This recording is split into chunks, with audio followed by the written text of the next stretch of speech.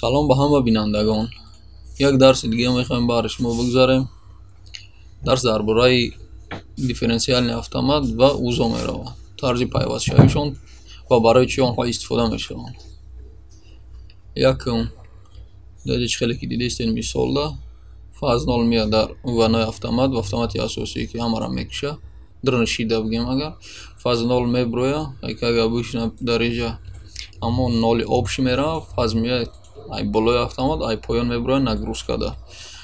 دیفرانسیل автомат فقط در جای استفاده میشه که عدد لینیا باشه. مثلا میتونیم استیرال ماشینا میتونیم چورکانفورکات پلیتا باشه وزمین تر ده لینیایی که مقصد ابلوچکی آهنی دارن امو قسمت آهنی دارن که برای گفتن میشه که وقتی که تنشون میکفد در همو کورپوس وقتی که توک پیدا میشه ای همو ایسو یا ترمس هم میشه بگیم برای چی سه طرح مثلا برای که دیف автомат گفتنی خودش هم автомат گفتنی هم اوزو گفتنی هر دوش камбирёни در یک درون جا کردگی در یک درون устройство در درونش схема هم اوزو را داره هم схема автомат میتونه هم رنگ اوزو کار کنه میتونه رنگ автомат در یک بار هر دی همین وظیفه را اجرا کردن میسته پسته یعنی هم автомат حساب میشه و هم اوزو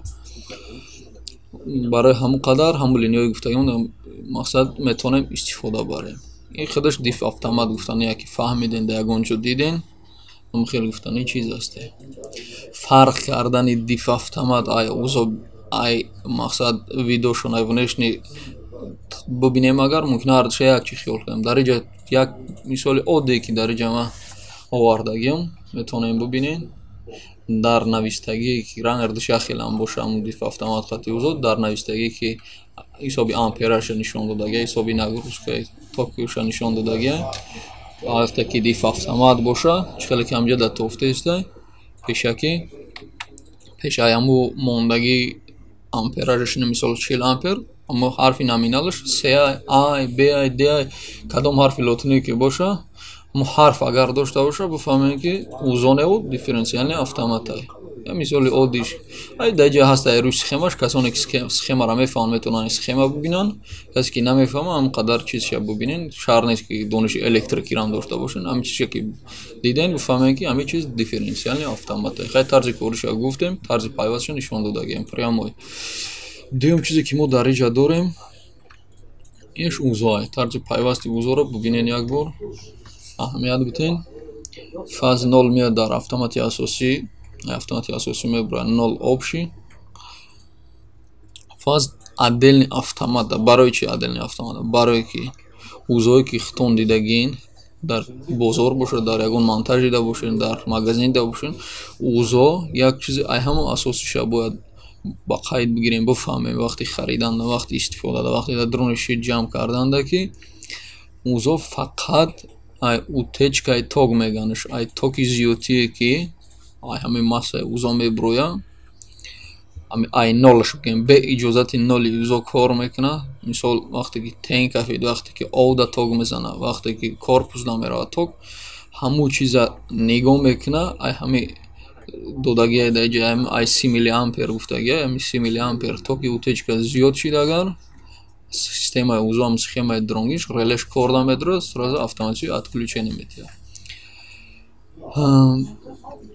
برای چی درجه یک автомат دیگه پیش اوزو اومده برای که اوزو در ترمس در جای بسیاری عدل لینا در توق اوزو را میمونن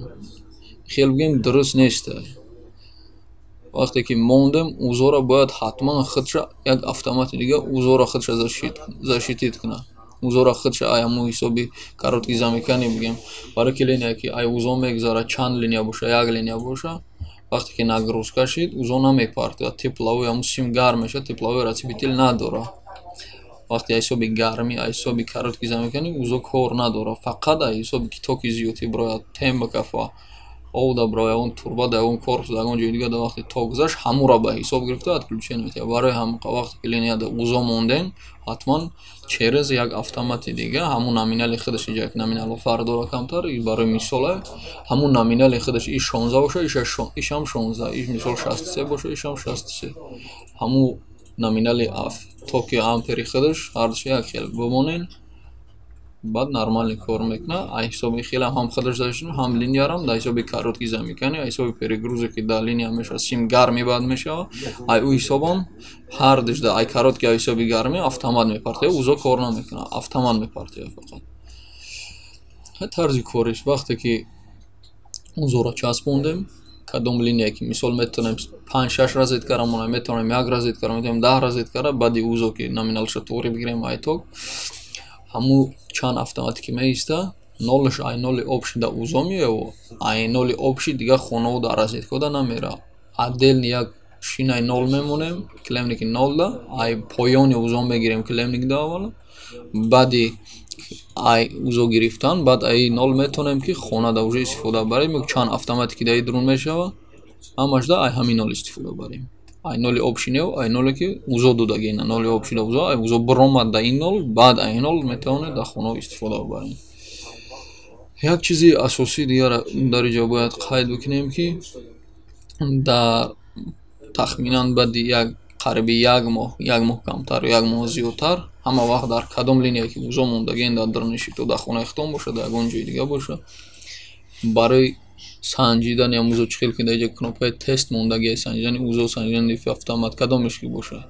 як бор як моҳ да 2 ҳафта да 3 ҳафта да як бор ҳамин кнопкаро биҷухем ки ҳамин кор мекунад вақте ки кор кард бидонед ки нормални кор кард схема оли ай кор намонда як бор барои санҷидан ба дили пур меиста баъд фаҳмем ки ҳам дрон схема кор кардест насӯхта ягон ҷош прямои нашида боқӣ хеле схема ҳам чизои асосӣ ки тарзи пайвастшавиш тарзи истифода бариш бубинен як бор хай касе ки намедонист раҳмат барои тамошо барои то охира тамошо кардантон раҳмат лайк монен обуна шавед дар канал ба хотири дастгирии меҳнатҳои ҳамин канал соҳибош бигӯем одамои ҳамин каналда кор мекардем ки бифаҳманд ки шумо ҳамин каналро тамошо мекунед дастгирӣ мекунед фақат ба хотири тоҷикои худмон ки тоҷикӣ гап задастем як чиза биомӯзам ба ҳамин хотир лайк монена обуна шавед раҳмат.